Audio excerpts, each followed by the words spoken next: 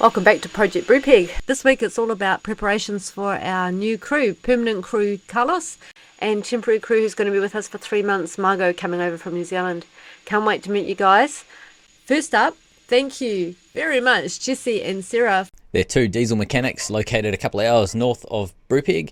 They donated 600 litres of diesel to the project, so we're going to pick it up. We've taken a sunken fishing trawler and converted her to a community-funded expedition and research boat crewed by volunteers from around the world. Because life's too short not to fight for your dream.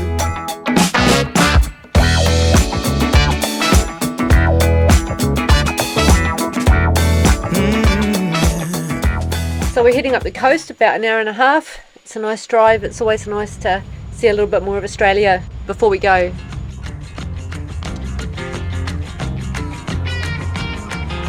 The diesel we're collecting was pulled out of a loader about 9 months ago. It's been sitting in the sun, so it has discoloured. It's probably got bug in it. We're going to try and rescue it and then get it lab tested before we put it in Brupeg. Good Lord, Nashville, it ain't what it seems. Got nice clothes, late night shows, boogie down at the bar, fiddle tunes and homemade booze, but it always goes too far. We don't have a forklift available, so we're pumping the fuel into an IBC on the back of our ute. There's a little Milwaukee pump in this black box here that's pumping away. It's doing a great job. It's a battery operated unit, and then it's coming from this IBC over here. Now that the diesel's loaded up onto the ute, we're heading back home, complete with sloshing effect when we're driving. Thank you so much, Jesse and Sarah. It was awesome to meet you guys, and it's great to have this diesel for Brupeg. You got fast cars, movie stars, party on down the street. With Mary Jane, good cocaine, plenty down there to keep. Double down, throw some dice, you can take off now, don't think twice, but hey, don't you wanna play?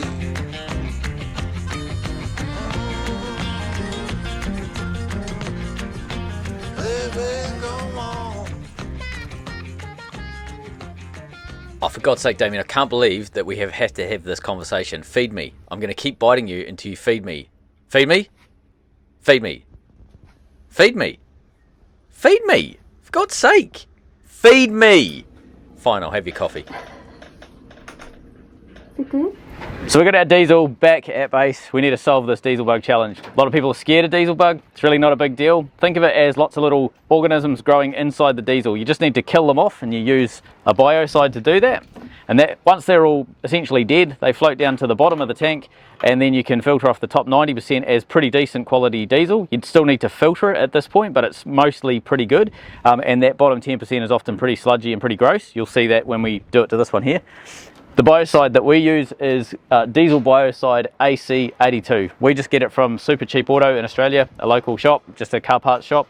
And it's a trade product, so we buy it 5 litres at a time. It's about $70 for 5 litres, and that does 5,000 or 6,000 litres, 10,000 litres, something like that from memory. It does quite a lot. So, you know, that's why we only buy it in 5 litre drums. We're going to go through and do a shock treatment on this. So there's 2 types of treatments. There's a maintenance treatment and a shock treatment. Shock treatment is anywhere between 2 and 4 times the maintenance amount. So maintenance is what you'd normally put in every single diesel tank just to make sure you don't get any bugs starting.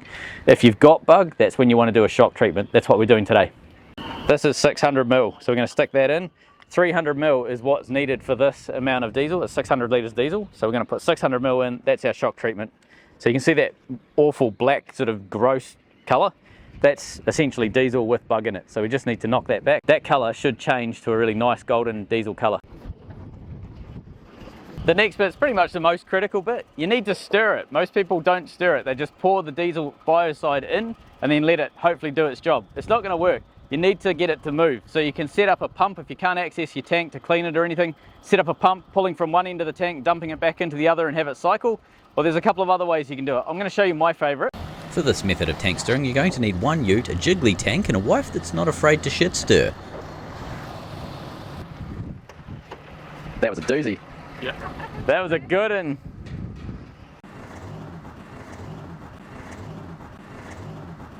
While the diesel was settling down the bottom of the boat, we had to do a clean-up of the storage area in the freezer room of Brupeg so that we're ready for our new crew. Trev also sent us a video of his tiller assembled and in place on his boat.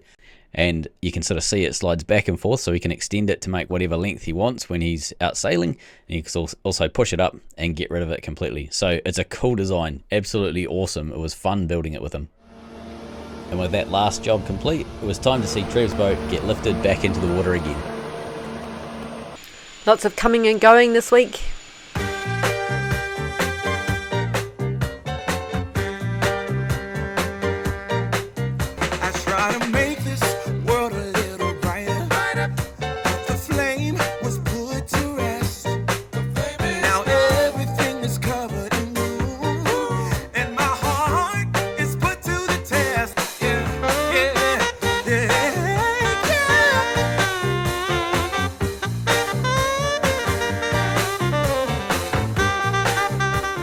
Our laser etch arrived. We'll show you that next week. The diesel gets put in its resting place. It should be about 3 weeks, and hopefully we'll see that bug gone and the diesel looking like a diesel colour.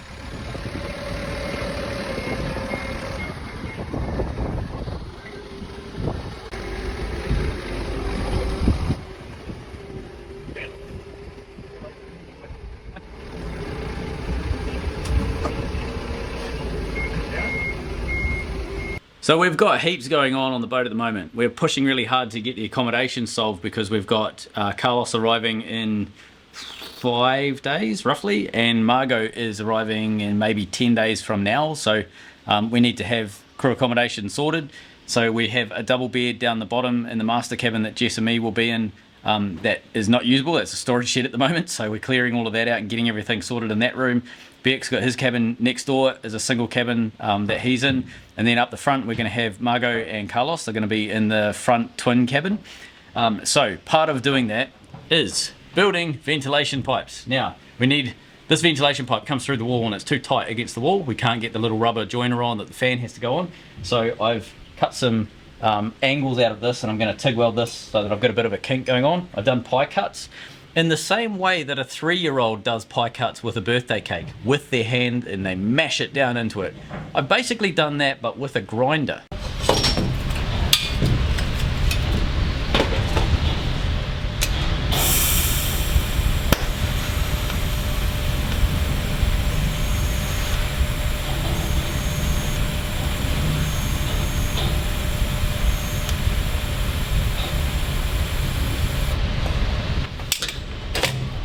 I've never had a TIG that's capable of doing pulse welding before. So pulse is where the amperage varies. So you start off low, then goes high, then goes low, high, low, and you'll notice the color change. So you get brighter, less bright, brighter, less bright, etc. when you weld it. It's really good for managing heat. So with DC welding, DC with no pulse is basically just a straight current that comes out the electrode and into your workpiece. With pulse, that current varies in how strong it is, so strong, weak, etc. And essentially what it means you can do is you can pile a bit of heat in and then back off, then pile a bit of heat in, then back off. It's really good for materials that absorb a lot of heat, and if you overheat them, they become a problem. Like stainless is a great example of this. If you get it too hot, it just turns to mush and it's awful to weld. Aluminium is probably similar. I don't know much about aluminium, but pulse makes you able to control the heat a lot better. I've only ever used non-pulse machines, so it's going to be a bit of a learning experience doing that, but I can kind of see the point of having pulse. It's pretty cool. So if you look closely at the light coming from the welder, not only will you not get arc eye, but you'll also get to see the pulse happening. So it goes light, dark, light, dark. Obviously I've turned it off right here, but then you can see it starting up. It's a wee bit messy because there's some impurities, but then light, dark, light, dark. That's the pulse happening. So it's basically high power, low power, high power, low power, and it gives you the chance to really control heat on something that likes to absorb a lot of heat like stainless. Aluminium is probably also a good material for using pulse as well.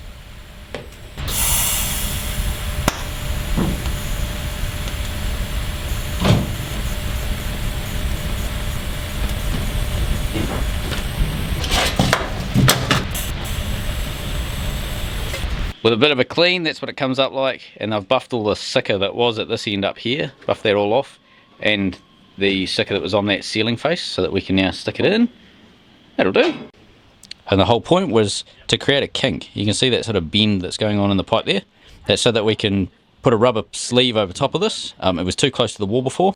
With this last pipe going in and getting fixed, both cabins below decks can have their own air supply, and they can control the amount, so that's air in and air out.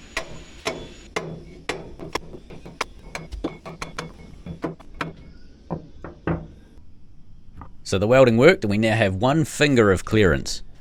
The point of these 2 pipes is to bring fresh air from above the wheelhouse through a door aid box down and into the cabins in the freezer room. And the method we use to pull the air in is just a PC fan. It's a nice quiet way to get lots of airflow into these rooms. This lump of green steel is our get home motor. This thing weighs about 300 kgs or about 427,000 pounds, I believe, if it's converted correctly. It's pretty difficult to move heavy things around the engine room, so we use 2 chain blocks, this little one that Jess is passing in and the 1-ton chain block that Beck's manoeuvring. With those connected, it turns a difficult job into a pretty simple operation.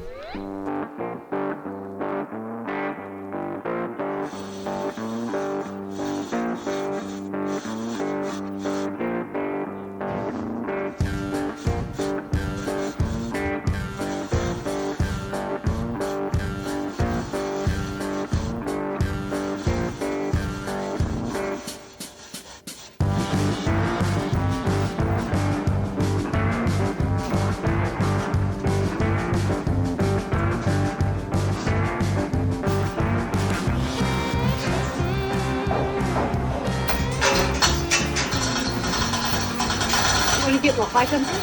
Sorry, what? Do you want more height under it so the shaft doesn't hit the beam? Yeah, maybe we should get some blocks under it. Yeah, let's get 2 big blocks. What I'm hoping is just to sit it in here and kind of get it out of the way while we're working on the engine room for now. We will have to lift it up so we can paint in this area, but it's just an easy, tidy way to put it out of the way. We can carry on doing the rest of the engine work. In fact, we might even just strap this down when we launch, because we won't have a gen set in when we launch, and this has to just be like sea-safe, so we'll probably just ratchet strap this down to this area here as well. And it's nice and central. How's it feel getting your get-home motor in the boat? Step. Yeah. But my thinking about everything is like I'm always in the project management of it, so Yeah. the ups and downs don't really happen in my mind. I'm always focused on the next job or Yeah. the job 10 from now, but when I can be here and be a part of it, it's pretty cool. Yeah, it is nice. It was pretty hard before. It was sitting like right in the walkway. Yeah. Well, we were pretty tired after moving the motor. Yeah, it's true. It's sort of, Yeah. once we get back in here and start getting things done, it'll be pretty exciting. Yeah. We'll probably have a full boat by the time we do that.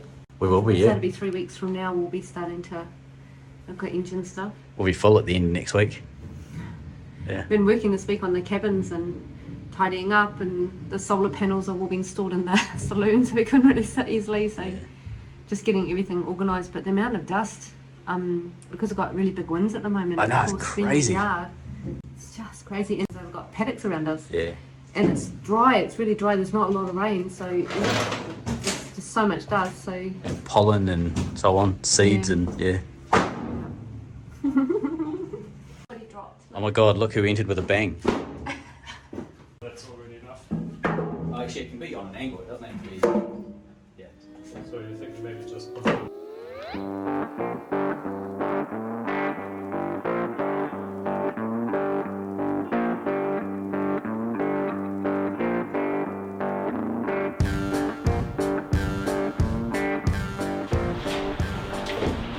Sure, yeah, okay? Yep.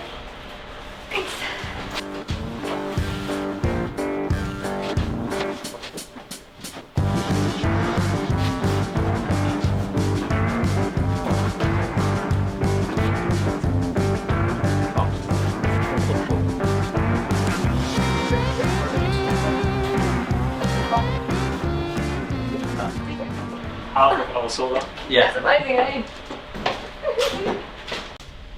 Packed up in boxes. Engine bay's starting to get full again with engines and welders and solar and everything going on. Parts. Air filters that need to be put back on the engine, but we can't until we lift the engine. It can look like chaos, and then it can be like this. It's a storage space. It's just constantly changing because the project's changing so much. I think people think you're messier than you are. It's just what exactly is happening or has just happened when they come in. I'm not messy, I'm a very tidy Kiwi. Please stop laughing. Heading into town. Carlos is due in 2 days. We had to get a lot to get organised. We're heading in just past the river into town. Get some errands done this morning. And you guys are finishing the ventilation pipes into the downstairs cabins. Yeah, so pipes for ventilation, toilet is getting plugged up and finished. I'm working on an anchor well at the same time. Front of the house we've got insulation that we were doing that has to be solved. Cleaning up the wheelhouse. Cleaning up the Ready for wheelhouse. Duncan. Yep. Beck's getting his head around the laser engraver so that we can do some stuff for the motor in the engine room. We've been getting some things sold. The Kubota sold. Yep, motors sold. We got, well, how much was it? $900? We got $900 for the Kubota. Which is so awesome. Thank you. Yes, it's a great little motor. Like, that's a fantastic buy for the person that bought it, but it's also a massive bonus for the project. Yeah. It's $100 worth of parts that we can get. Buying that welder, we sold our welder to Patrick, who's a long-time viewer, and he's also bought a trawler, and he's pretty much doing what we're doing with Brupeg. He's living on it, extending it. He lives in Indonesia, but he's an Australian that works here. So he's buying a welder so he can learn how to look after his own steel boat, which is pretty cool. We had Anzac Day this week, which is New Zealand Australia Army Corps. Army Corps, and they had a flyover.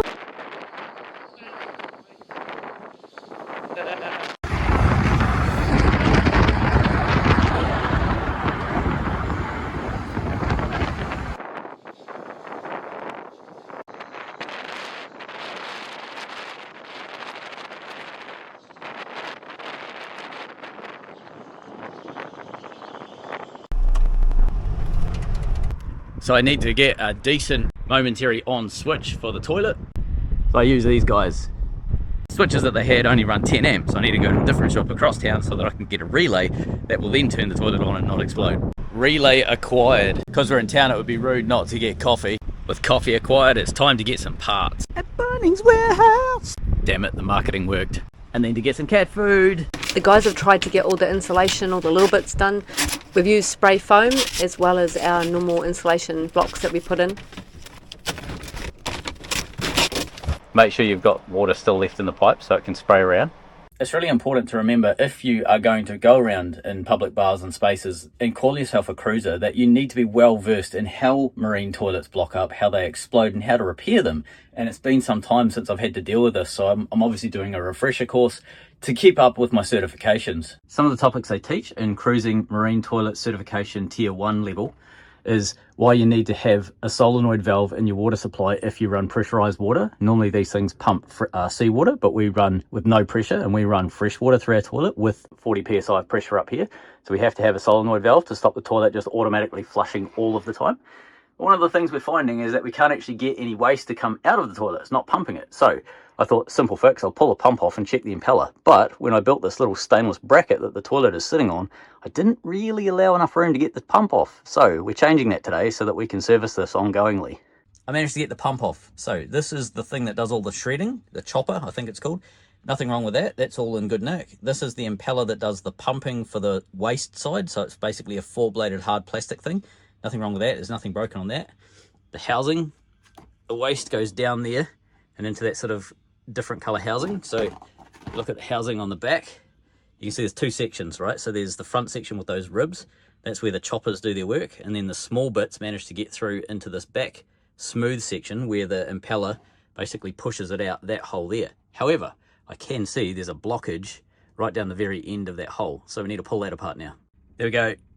Toilet paper balled up. So things have escalated faster than I initially thought. I need to chop the front of this stainless pad out so I've got some clearance. So I'm just going to use the small hole saw.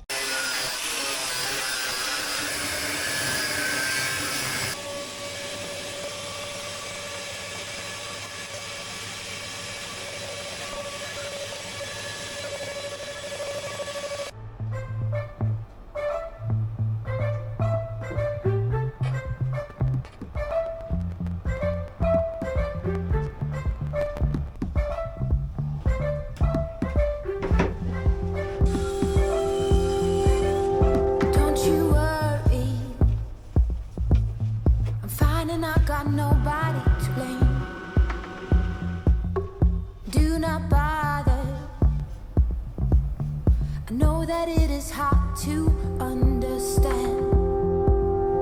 I know I was born to do this. All eyes on me. All eyes on me. I said I'm getting through this. Wait for me, please.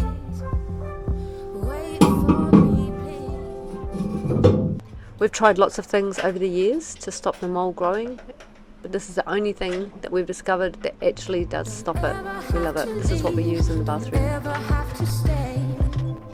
This is all we've been dreaming of. Don't ever have to leave. Don't ever have to stay. This is all we've been dreaming of.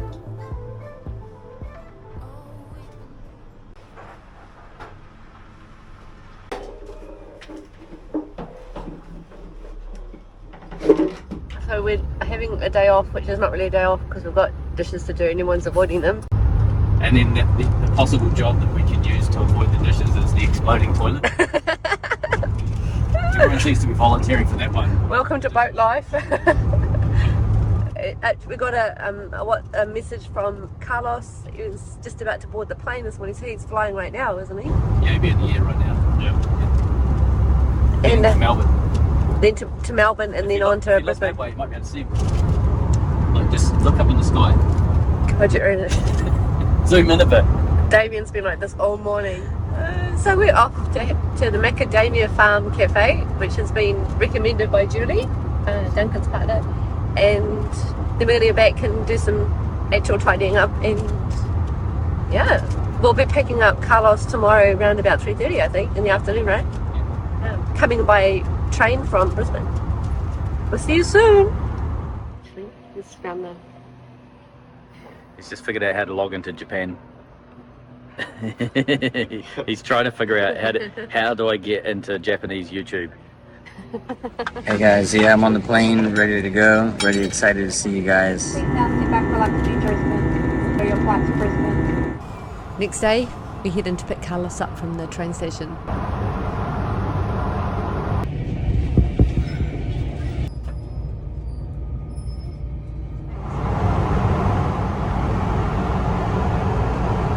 Station side of the LA safety line to trailer stationary. It's never stopping. Yeah. I'm not surprised why they're running late sometimes.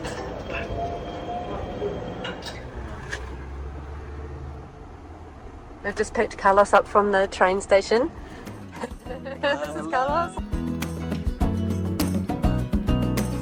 After a good sleep, Carlos was straight into it, helping us organise how to do the galley, make it more efficient, safe, and how he wants it laid out. Yeah, well, that way we can just pull it out, wipe it, clean it, and then set it back in. So it's just like a little, you know. That's a fucking awesome idea. Let's do that. While we're here, what about the one behind? Is that too far out? Because we can cut it down if you want to have more space. No, it's just, it doesn't get in the way at all. Yeah, no. I even like this too for, I don't know, maybe we can put a couple magnet things in there and have those little casings of little spices or... And for those who have been watching us over the years, you'll notice it's very tidy. Never really happened. Really honest. We what? We had no part in that. No. Look, amazing. Tidy. 10 times better than before. Yeah. And this is the man who's done it. Makes some sense. Just look at that. Awesome. Beautiful. Jurgen's happy. Just thinking about you, right? And that can't be all bad. Things came up, things went Over the back. Beck is putting in some cabling, so he's drilling some holes, putting some chamfers on it, and then putting some protection around the steel so that the cables can go through. That's to run relays and things like that. Up the front, Carlos is deep in a whole bunch of dust. So this is the front anchor locker. Front anchor locker is pretty dusty and gross, but we're sort of cleaning up all this rust and stuff that's on the floor and on the sides and things like that. This is getting a repaint in that area. Pretty much the second day that Carlos was on the boat, he had the kitchen absolutely spotless. He's even got razor blades and started shaving off some little paint splatters and stuff that had got on the stainless from previous jobs. So the place is looking phenomenal. He's got it organised within an inch. Look at this. This never happens on Brupeg. And in the background, Jess is smashing out another episode. The sounds of cleaning. This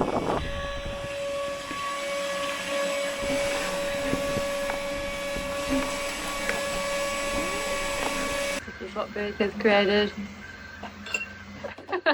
He's in his fucking secret flashy lair. Yes, and Flashy Damien's lair of making... doom. Damien's in his lair, making coffee. Happy Björk. And happy cat. Hi, baby. Gorgeous girl. Look at you, aren't you the cutest thing? Yes, you are. Yes, you are. What you might not know is Dame used to play the guitar a bit and wants to relearn it with Carlos arriving, who's very musical. It's spread down to my knees, and I'm in agony. It's so bad. Awesome. No! I can't use it. This is what it ended up like. Complete with floor, flushing toilet. Look at it. Lovely little shower. Isn't that great? Chase me, I'm a little cat with white string. Chase me around the lounge, that is my favorite toy.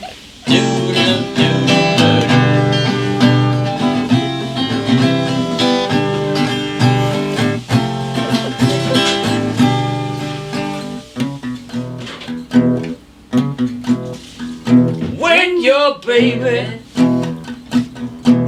leaves you all alone and nobody calls you on the phone, don't you feel like crying? Don't know what the next chord is. Don't you feel like crying?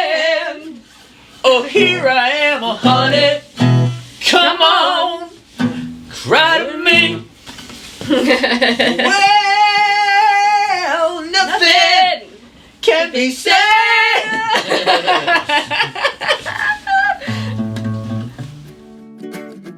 Thank you, Carlos, for coming and being crew with us. It's amazing to have you with us.